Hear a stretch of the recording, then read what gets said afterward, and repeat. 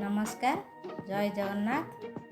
आपण जानती कहीं प्रभु श्री जगन्नाथ पखाड़ को एते भल पाती?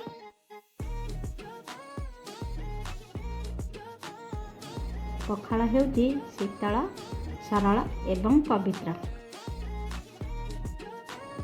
यह केवल खाद्य नुहे, यह ओडिया संस्कृतिर चिन्ह।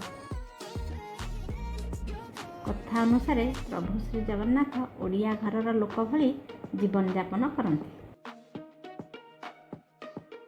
तेणु से ओडिया मानकर दैनिक खाद्य पखाड़ को खूब भल पाती। ए ग्रीष्म ऋतु रे सूर्यंकर रौद्र तापरू शरीर को शीतल रखिया पई पखाड़ अत्यंत उपयुक्त।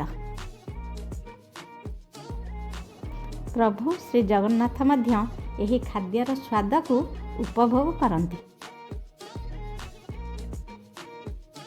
एहीपरि एक साधा सीधा भोजन मध्य प्रभु श्री जगन्नाथଙ୍କ ପାଇଁ अपार भक्तिर अभिव्यक्ति अटे।